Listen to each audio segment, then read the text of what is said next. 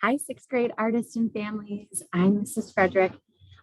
Just in case we haven't had a chance to meet yet, which a lot of my sixth grade families, we haven't met yet. So nice to meet you. I'm here in the art room, as you can see a little bit behind me. And welcome to Curriculum Night. So I am your child's art teacher at Van Hoosen. I usually can say that I'm the only art teacher at Van Hoosen, but this year we actually have one teacher who teaches at Adams High School, and she's coming over to teach eighth grade art, 6th hour. So maybe some years down the road, you might meet her too. She's wonderful. But Mrs. Lou Allen and I both teach at Van Hoosen. But here I am with you tonight. All right, so a little bit of personal information about me. I went to Oakland University and got my degree in studio art education. My specialization was in new media, so all the techie art stuff, web design, web art, video art, sound art, graphic design, all the fun technology stuff that I actually don't really use a whole lot here at Van Hoosen. We kind of focus more on traditional studio practices, which is painting, drawing, ceramics, and sculpture. But we'll go over all of that in a little bit. I am a mom. So I have a husband, his name is Chris, Mr. Frederick, and we have two kids. We have Caleb, who's 3.5 and started preschool this year, and Ava, who is 6.5 and started first grade this year. So a little bit about me. Let's talk about you and your child now, though. So I'm going to share my screen with you, and we are going to take a look at the class syllabus.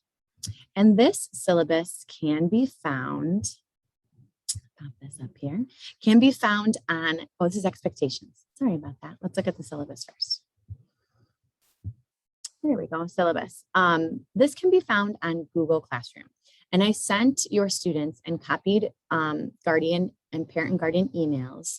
Last week, I sent an email with this information, with the Google Classroom information, so that your students have the link to join our Google Classroom Art 6 page.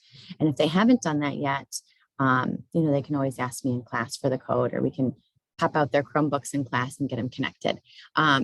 Being in person, though, we don't use Google Classroom a whole lot. I like to use it for the purpose of just staying connected with the kids, maybe sending them a reminder after school, or posting some kind of cool art website or something that I come across. But it is nice to have Google Classroom as a hub for this kind of stuff, for these documents that, you might just want to browse at your leisure. Because though your students have to access our Google Classroom, they would have to open up their Chromebook, log in, and show you this. So be on the lookout for an email from me. I'm going to link this for you, this syllabus, my classroom expectations, and just a couple cool articles that I really like, that I like to share with parents at the beginning of each year at Curriculum Night. So I'm not going to go through this word for word. You are welcome to at a later time if you would like, but I just like to go over a couple things. First of all, this first quote by Elliot Eisner. He's a pretty famous art education professor. And this quote's from a long time ago, but it still just rings so true to me. The arts enable us to have an experience we can have from no other source. And through such an experience, discover the range and variety of what we are capable of feeling. And now more than ever, I feel like the arts are so important for your kids. It's not to say important again, but it is so important that your kids can come into this room with me every day, and they can use their brains a little bit differently. They can maybe do things that are a little more peaceful and maybe relaxing. Not to say that we're not going to do hard work in here, because we are, and we're going to really hone in on their skills and techniques and make them really great middle school artists. But it's just a little bit different than your other classes. So the arts are really, really important to us here at Van Hoosen, and I'm so glad that you're here. This is a class, the next is a class description. Why is art so important? You can browse through that. Same with these course aims and objectives, kind of what your students will learn throughout the semester with me. It is a semester class. So it's not like your other performing arts classes, choir and band and orchestra. Those classes are year long. Art is one semester. So you can browse through that as well. And just, these are just kind of the business type policies I have. I don't really deal with a lot of late or missing work because honestly, we just, your students and I, or you and I as parents and guardians can just keep open communication. And if your student, you know, for some reason misses a good chunk of class, we always work it out. It's never something they need to be stressed out or nervous over. This little self-management piece I like to throw in here. So respect guides my interactions with students is um, the first sentence here. And we talk a lot about respect in the room, respecting each other, respecting materials, the teacher student respect type thing. Um, and the second thing, there's a great deal of choice in the art room. So I like to give them a good amount of freedom, but we talk about how when you have freedom, you have to make really good choices. So to help them grow and to be as successful as possible. So not only teaching art, but some really good lifelong skills there too. Assessment. I had a couple of sixth graders come in this semester and say, is this hard? Am I going to fail art? And no, not at all. First of all,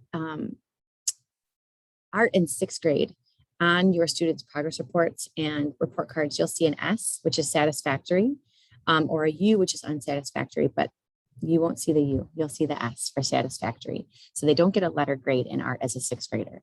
So that's first thing. And the second thing is that every time we have a project, I make sure that students have very tangible goals. So for example, we just made a kind of a small art project, but it was a name card and we called it our personal name cards. And some of the goals were, you've got to fold the card stack so it can stand. You've got to make sure you have your first and your last name on there.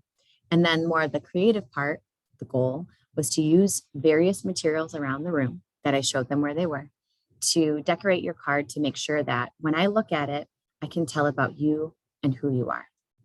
Check. And as long as they had all of those goals, they received full credit for that first small project. I do use a rubric also, which kind of states the goals for each project. And as long as they hit the mark, they're going to be fantastic. Assessment breakdown. Oh, and then I put the S and U here just so you know that. But their projects are worth 70% of their grade. And then we do a lot of work in our sketchbooks. We've been talking a lot in these past couple of weeks about how your sketchbook is like your art textbook.